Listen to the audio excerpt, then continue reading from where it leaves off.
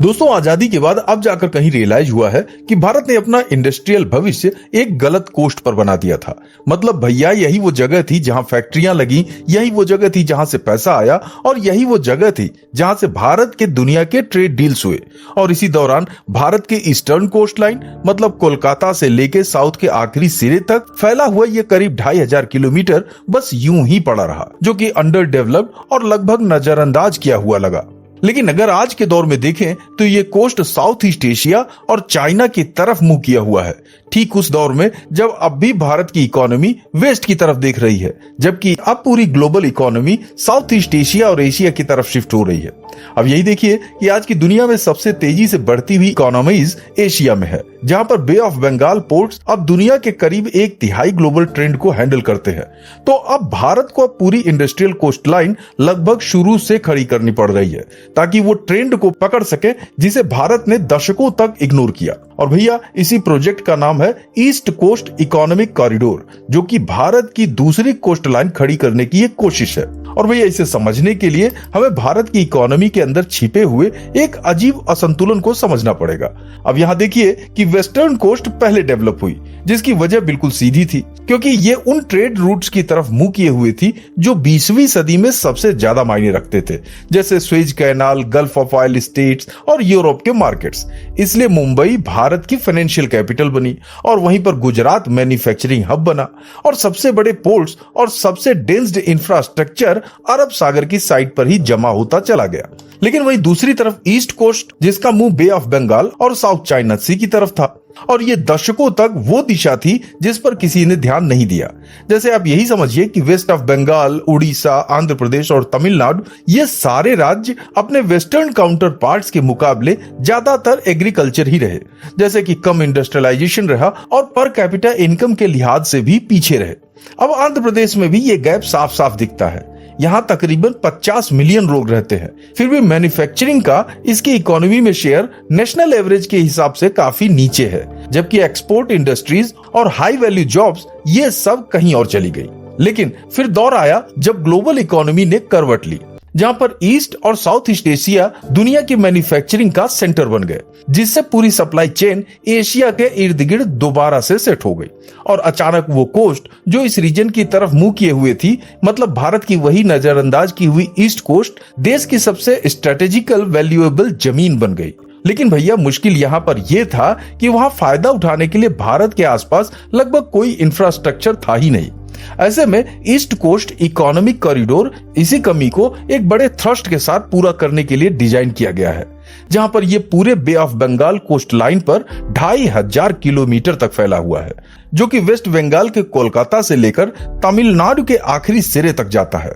अब ये स्केल समझने के लिए इतना जान लीजिए कि ये दूरी लंदन से मॉस्को तक की दूरी है और ये भारत का पहला कोस्टल इकोनॉमिक कॉरिडोर है जिसमें एशियन डेवलपमेंट बैंक एक लीड फाइनेंशियल पार्टनर के तौर पर जुड़ा है।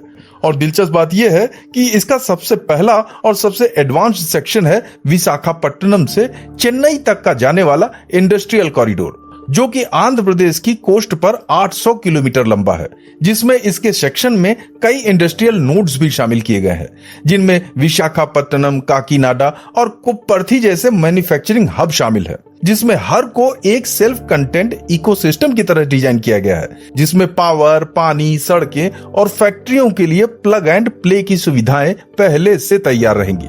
हाँ, ये बात जरूर है कि इंडस्ट्रियल कॉरिडोर का लॉजिक बहुत सीधा है लेकिन असरदार है।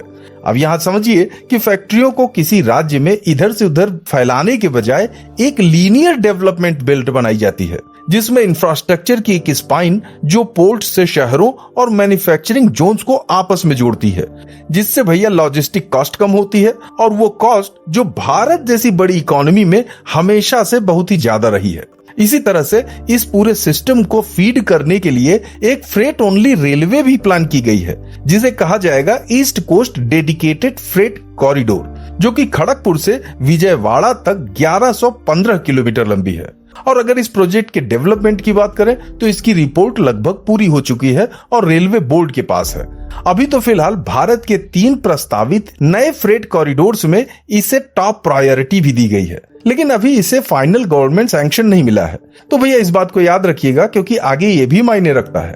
और खास बात यह है कि ये पूरा कॉरिडोर सीधे भारत की दो सबसे बड़ी नेशनल स्ट्रेटजीज से जुड़ता है, जिसमें एक मेक इन इंडिया यानी भारत को एक ग्लोबल मैन्युफैक्चरिंग हब बनाने की कोशिश, और दूसरा एक्ट ईस्ट पॉलिसी यानी साउथ ईस्ट एशिया से अपने रिश्ते गहरे करने की नीति। ये कॉरिडोर वही फिजिकल इंफ्रास्ट्रक्चर है जो इन दोनों नीतियों को असल में मुमकिन बनाता है। और अगर यहां पर बात करें फाइनेंशियल बैकअप की, फाइनेंशियल स्पॉन्सरशिप की, तो भैया यही देखिए कि गूगल ने अमेरिका के बाहर अपने सबसे बड़े एआई हब के लिए इसी जगह को चुना है, यानी विशाखापट्टनम को, जो कि $15 बिलियन का इन्वेस्टमेंट है। और ये ठीक इसी कॉरिडोर के बीचों बीच है। और ध्यान रखिए कि एक कोस्टल कॉरिडोर तभी मजबूत होता है जब उसे फील्ड करने वाले पोर्ट्स भी काफी मजबूत हों, और विशाखापट्टनम पहले से ही भारत के सबसे बड़े पोर्ट्स में गिना जाता है। लेकिन भैया इस पूरे प्लान का सबसे ड्रामेटिक हिस्सा बे ऑफ बंगाल के बिल्कुल नीचे छिपा है, यानी कि एशिया के सबसे बड़े बिजी शिपिंग लेन यानी स्ट्रेट ऑफ मलक्का। जी हाँ, ये वही चोक पॉइंट है जहां से एशिया और बाकी दुनिया के बीच का सबसे ज्यादा ट्रेड गुजरता है।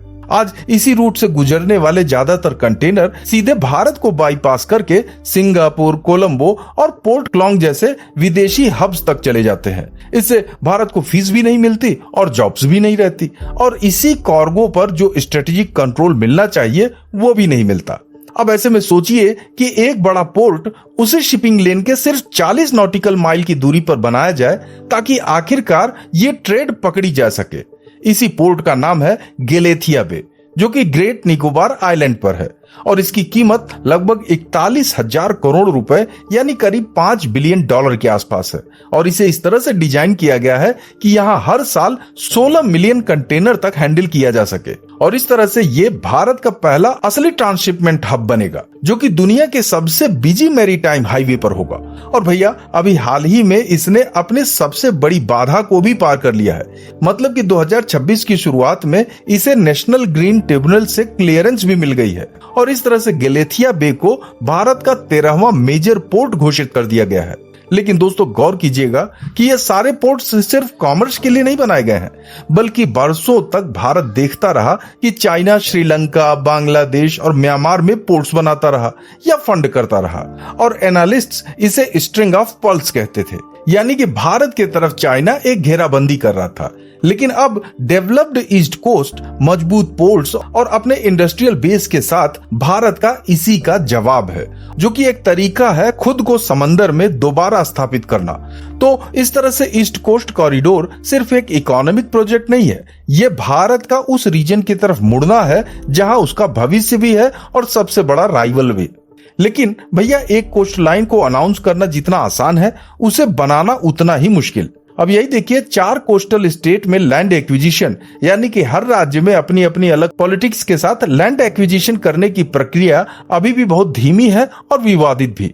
ऐसे में इंडस्ट्रियल नोड्स को पावर, पानी और सड़कों पर भारी अपफ्रंट खर्चा चाहिए, वो भी उस वक्त जब वहां एक भी फैक्ट्री नहीं आई है, और फैक्ट्रियां आएंगी ही इसकी भी कोई गारंटी नहीं है, क्योंकि भारत के पुराने इंडस्ट्रियल पार्क्स का रिकॉर्ड भी मिला जुला रहा है, जैसे कुछ चले और कुछ अभी तक खाली पड़े रह गए। लेकिन ऐसे में फिर आता है कोऑर्डिनेंस का मसला।